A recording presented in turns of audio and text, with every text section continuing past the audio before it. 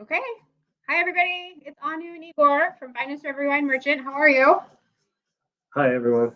All right, today, very exciting. We're going to do something uh, uh, big, famous. We decided to do a Chateauneuf-du-pape. The most famous village in southern Rhone. World-renowned wines. And we decided, hey, what the heck? Let's Go big or go home. go big or go home. Okay. So we're going big Yeah. and staying at home. So. Well, yeah. So tell me about this first wine. What is this that we've got here? Yeah, so this is the first one would be. Let me show you. Yeah. Bring it up close. Yeah. Better. Cool. Yeah. This is from Chateau Giroud.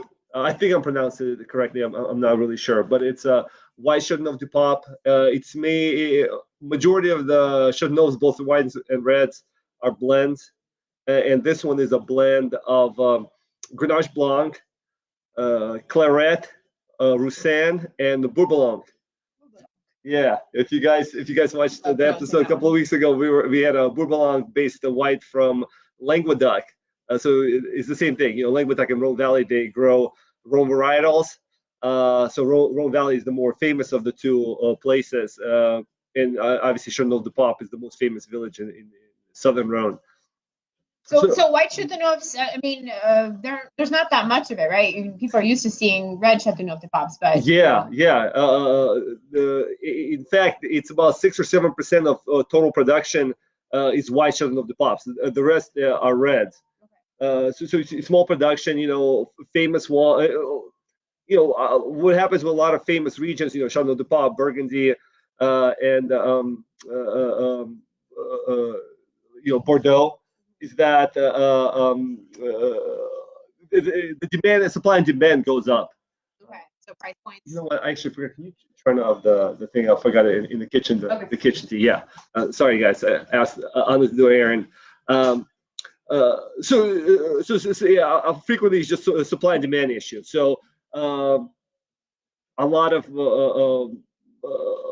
there's high demand for these wines. I'm talking now back to Chateauneuf-du-Pape. And because there's such little production of white wines, the price just goes up frequently on these wines. But in fact, 6 or 7%, that's actually typical production for the whole Southern Rhone. There's very little white wine made in Southern Rhone. In fact, they make more rosés overall in Southern Rhone than they do white wines. So it's unusual. These are Background noises. Okay. yeah, we have music both from TV and the little one. Um, so oops. Oh, there you are. Yeah. No. I was just saying that supply and demand. It's unusual to see these wines, and they're rich, full-bodied wines, probably similar to like oaked Chardonnays in California with different Very different profile though, right? Different profiles. Yeah. So I cheated. I had some early. Sorry. I haven't had any yet. So that's one cool aspect, of the wine. And so when you were talking about what this pairs with, I think you said duck, right? And I was surprised. So that just speaks to kind of how much richer this wine is than other wines. Yes. So few, for those who like to pair wines, duck is a good one. Pair with white meat, and I think, when I think of Rhone whites, I typically think of like a lobster and butter. To me, that's a good combination. And I've read that olive oil-based dishes are actually a really good pairing too. So, okay, probably really rich, and so it can handle it. Yeah. Yes. Okay. So let me try this out. There's a bunch of other like cool geeky stuff about these wines. I didn't read up on this one. This was all you. Mm-hmm. What do you think? What are the kind of flavor profile notes here? I mean, some lemon. Well, the first thing that a couple of things jumped out. Nice acidity, which is frequently the problem, because like the grapes I was describing, so Grenache Blanc, just like the red Grenache, they're similar to, in my opinion. I never read that, in terms of like DNA profile or anything like that. But in my opinion, it's very similar to Zinfandel. and that they easily ripen. So the sugar levels increase in the grape, and that leads to higher alcohol. So it's easy both for Grenache and for Zinfandel to kind of balloon in alcohol. And frequently with both grapes, they taste better by themselves when they come from old vines, 80 plus years old. At a younger age, I guess anything before 60, they frequently need to be blended. So obviously, Chateauneuf are blends. If I'm talking about reds, they put a Mourvedre or Syrah to give it a little more structure and a little more body to the sweetness of the Grenache fruit. Just like in Zinfandel, they frequently put in Petit Syrah to give it a little body to younger vines for Zinfandel. So Grenache Blanc, the white mutation of Grenache, similar. Sugar ripens easily, so they provide kind of alcohol. So this is a 13.5%, which is, for French white wine, it's on the higher end. Compared to California Chardonnay, is probably 13.5, 14. That's what I'm thinking. Majority of them are anyway. But relatively high.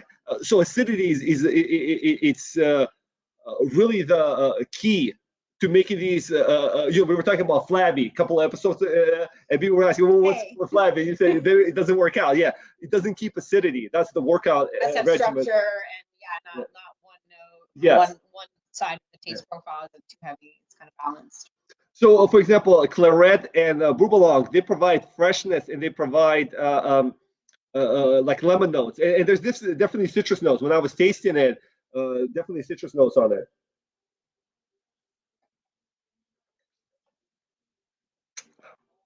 Yeah. And then. Is that what Jancis Robinson, she was talking about, kind of these wines being cocktail wines? Yeah, so Jancis, I have a quote here. So she's one of our favorite wine critics. If you're not really following us that often, we love her. We always talk about her as a wine critic. She's British. Yeah, so just before we went live, I read under the quote. It said, Chateauneuf is a cocktail of wine. And we were discussing, and I think, Anu, you were saying the cocktail is because it's blended, like I'm describing the grapes. So, we're talking about Grenache Blanc provides kind of the alcohol and maybe the body. Claret Bourboulon provides the freshness, and then Roussanne typically provides aromas maybe of peaches or quince. Pick it up, yeah. It's like, it's creamy, yeah. I love that.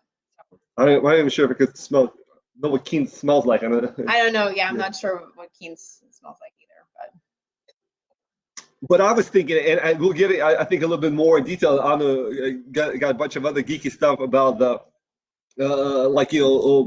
the climate and the whole area of Chateauneuf-du-pape, Rhone Valley, and Chateauneuf-du-pape specifically. But I think wind, the famous rocky soils, they're called the galette. I don't know how to pronounce it. So sorry, galette rouges. The rocks of the rocks. Yeah, the rocks, the famous rocks. If you ever seen pictures of the area, it's always these gnarled bush vines growing out of the rocks.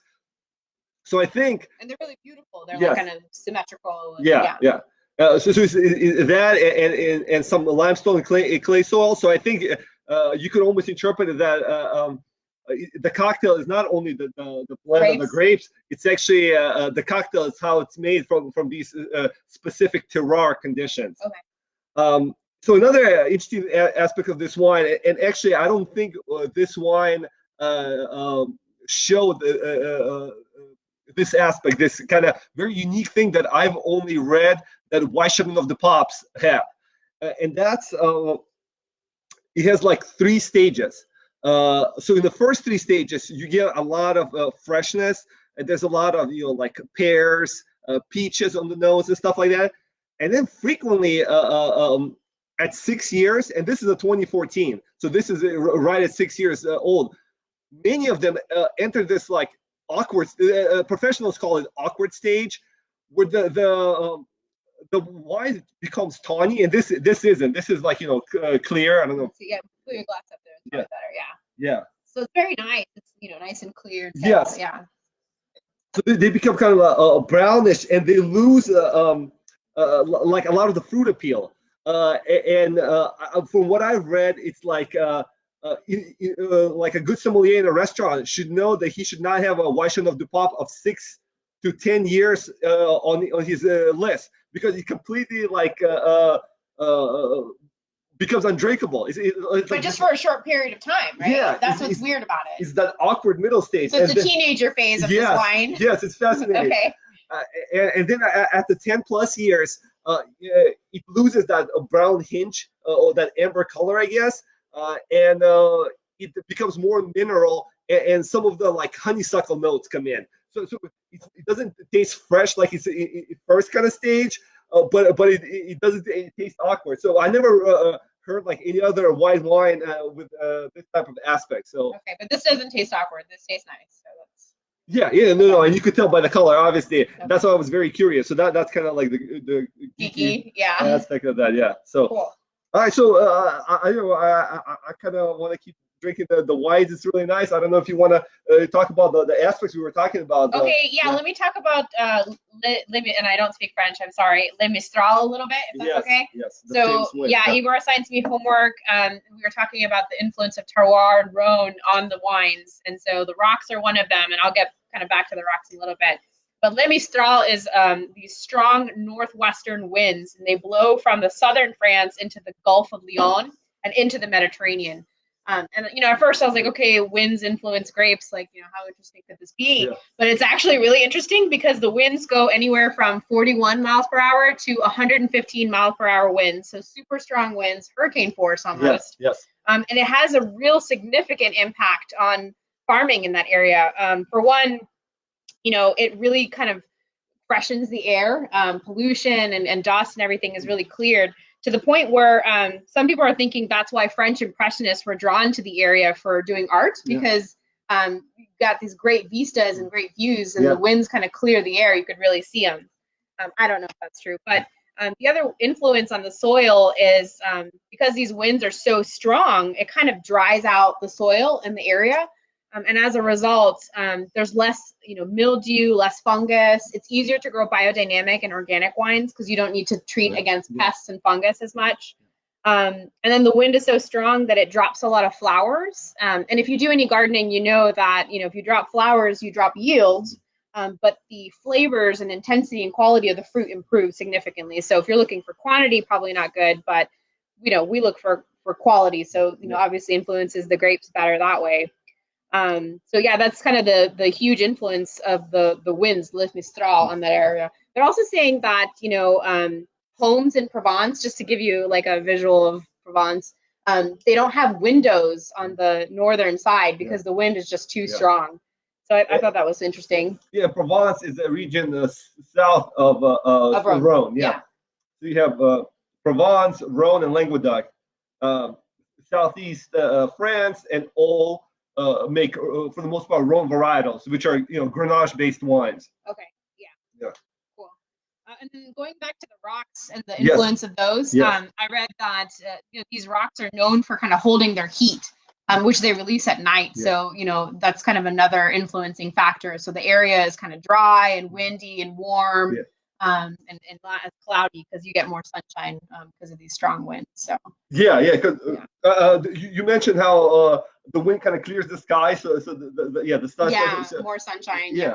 It's Mediterranean weather, so it's warm, and you have clay soil. It helps the vines kind of retain, I guess, moisture, so they don't overheat, and obviously the famous gallets. Yeah, they retain moisture, but the wind makes sure we don't have too much, fungal or kind of too much moisture. Yes, I think. So that's interesting.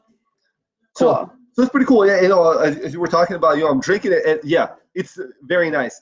Definitely nice acidity, and to me, lemon notes kind of most prominent. Light lemon. Yeah. So I don't know if it's Claret and Bourboulon, because I know Grenache Blanc definitely gives you like heaviness, and I don't feel it on this particular wine. So to me, it's, if I have to, based on kind of description, I would have to say Bourboulon and Claret are kind of dominating. So other than duck, what are we supposed to eat with this? Because I like to talk about food. Well, white meat. Okay. But and a hearty fish. Like maybe a swordfish. And like I said, butter or olive oil. So. Okay. So to me, those are kind of perfect pairings. So Cool. Can we move on to the red or? yes, Oh, you're yes, not there yet. yes, Sorry. yeah. Let's move to the red. All right, so let me kind of show you guys what we're drinking next. So this is the red wine, red Chateauneuf. Tell me a little bit about this one. So what is this? it's mostly Grenache, a little bit of Mourvedre. So it's the Grenache wines are old, up to 90 years old, I think, and Mourvedre vines are from late 60s, so pretty old. Yeah, nice old wines, yeah. So 50 to 90-year-old grapes. So okay. Let me put it, and this is 2012, so this is 8 years, so it should be right kind of in its prime, but not over the hill. Just pouring it, you can kind of see really good color. Yeah, a really deep color. It's not turning like that hinge. It still seems pretty deep crimson. Yeah, very nice. I just said that. Yeah. Okay. It smells really good. Well, we're going big. Chateauneuf-du-pape. Okay. Yeah. So. Cool. And so, Chateau de Mour-du-Tendre. Yes. Yes. And I thought that was cute because I always Google the French meanings. It means hill of love. Yeah. So that's pretty cute. Yeah. Oh yeah. Nice. Beautiful. Yeah. Beautiful fruit on it.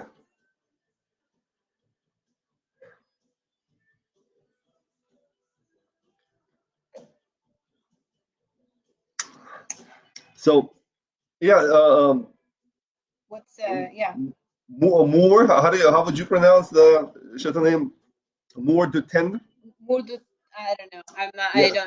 I want to keep pronouncing it like I'm Spanish, but it's Mour-du-Tendre. So it's named Hills of Love, right? Yeah, it's a cute name. Yeah. So it's owned by the Palmel family, I guess. So he acquired it in the 1920s, I guess, the family, and it's like very nice, traditional minimalist farming.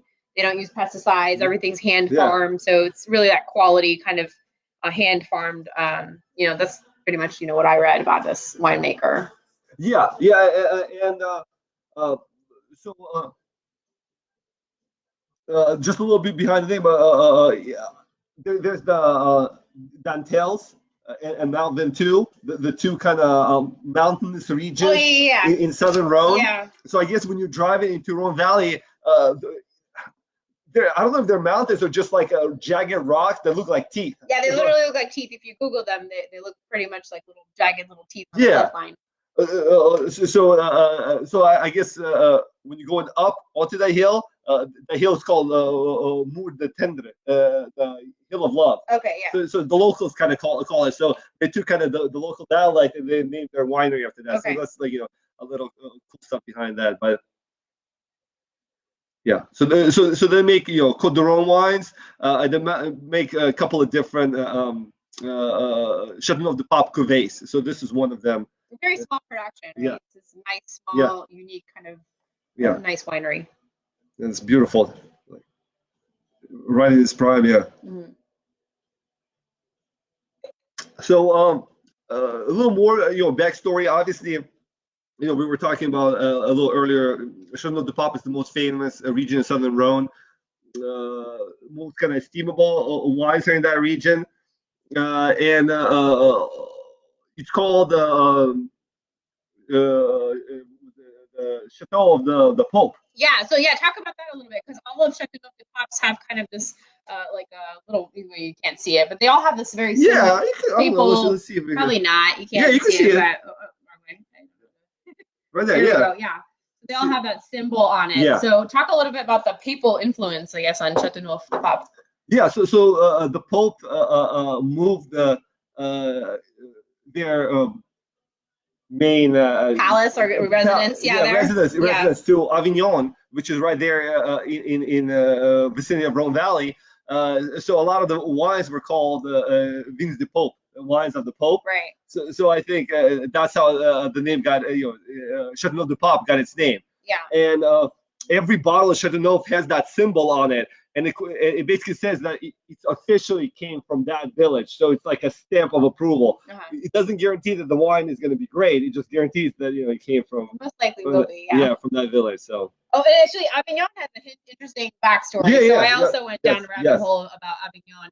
So it's an ancient French town, and it's like a UNESCO historical city, so it's famous. And it's basically been inhabited since the Neolithic period. I to be honest, I didn't. I'm embarrassed to say I didn't know what Neolithic really stood for, but that's basically the beginning of farming. So farming was developed in the Neolithic period.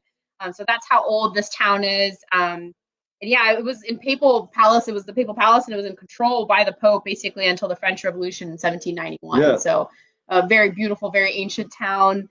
At one point, it was like a university setting. So yeah, big influence. Anything that happened in European history, it was definitely impacted here. So revolutions, plague, all that kind of stuff. Yeah, the plague. Yeah, they'll definitely in play there. But yeah, so I thought that was very interesting about Avignon. Oh yeah. So and obviously the wines are beautiful. And personally, when I got into wine, Chateauneuf-du-pape was my first famous wine. Not Burgundies. A lot of people actually, you have the Bordeaux people versus the Burgundy, the Pinophiles. And Northern Rhone is probably right there, just as famous. Small production Syrah-based wines. Chateauneuf-du-pape would be, I think, right below those top. Those are top three, and Chateauneuf-du-pape, I think, is right below. Frequently, it's inconsistent. I mean, you have like when Damon was here a couple of weeks ago, we were talking about Chateau Reyes, the most famous Chateauneuf-du-pape, and yeah, it's all Grenache-based wine, very delicate, very Burgundy-esque. Chateau Beaucastel, very famous one, and then Clos de Papes. Those are the three, kind of big players. But now, from the way I'm kind of reading,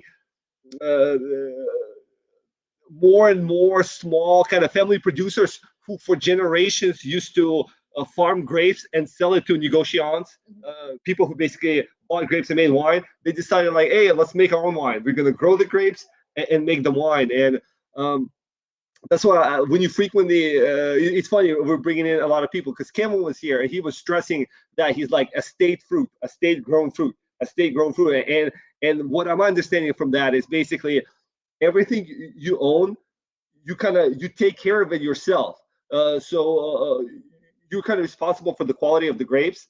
Whereas when you buy fruit from somebody else, you don't know how good that fruit is. Yeah, you don't know what the backstory is, whether they were kind of irrigated to produce quantity versus quality grapes. Yeah, a lot of backstories missing. And most likely, so the same thing. A lot of these, when you see estate grown fruit, sometimes if you're just kind of casual, you're like, oh, okay, I don't know what that means. But I think what they're stressing is like we kind of put our like word behind that. We took the best care of this fruit possible. Yeah. It's our fruit. We didn't buy it from nobody else. And that's what Kevin was talking about. When you have these big mega wineries that buy fruit all over the place and just blend it and try to get stuff into the marketplace, not all wine is created equal, and that's just the bottom line. It isn't. There's, if you think of gazillions of gallons of wine that's made, relatively small percentage of it is good. A lot of it is just bulk wine that's mass produced from fruit that probably not. They don't. There's use pesticides, obviously non-organic practices, biodynamic practices. People are just getting into that. So all these factors. Kind of the way I look at it is healthy vine leads to beautiful wine. So yeah. I mean, I think some of these estate growers, they're basically farmers, and they're obsessed with growing and nurturing the wine. So it just shows, I think, at the end that their end product is quality in small quantity. It's just they're so obsessed with making a good product. It's an art form basically for them. Yeah. So this one, the red, I think several generations they were making this wine. But the white wine, I think they've been growing grapes for several generations, and the father and the mother, I think, started converting into their own estate, and the children, the brother and the sister who are running the estate currently, I think they're the ones who kind of are taking it kind of full on control of it, going, organic, trying to make beautiful wine. So yeah, I mean, my system, I love both of them. I was very curious about the white, both because I don't have that much white Chateauneuf-du-pape. I was curious if it's going to hit that awkward middle stage. No, it's good. Yeah. Yeah, and it was definitely it definitely had beautiful acidity. It kind of to me a lemon citrus notes. So, but both are beautiful. Both are beautiful wines. So, all right, yeah, let's show the bottle and let's wrap it up. Yeah. Oh, I'm not very good at this. Okay, there we go. There you go. Cool. All right, guys. Thank you for geeking out with us. So, next week we're gonna do something else, but actually we have a special invitation. I was invited to participate in kind of this Zoom tasting, yeah, Zoom virtual tasting, and it's gonna be with Lafarge. If you guys know, he's one of my favorite winemakers. He promoted. We have a chalkboard dedicated to him at the shop. Yeah. He's based in Languedoc, so he makes Grenache-based wines, and I think he's the master of the Grenache grape. And his wines get 90+ points all the time, and we retail them for I think 17 and below, and we have like 8 or 9 of his different cuvées from him. So he's going to participate in that. So that's very exciting. So I'm gonna participate. I don't know what capacity. Probably just mostly listening. But it'd be fun to have Jean-Marc Lafarge on and kind of be invited to that. Him, ask the tough questions. So yeah, it's conducted by European sellers. If you guys get our newsletter, we're gonna post all the information, and everybody's welcome to join the Zoom meeting. And I think it's a pretty fun, should be pretty fun event. So yeah. Right. Well, thanks, guys. See you guys next Friday. Stay safe and talk soon. Okay. Thank you, guys. Bye. Bye.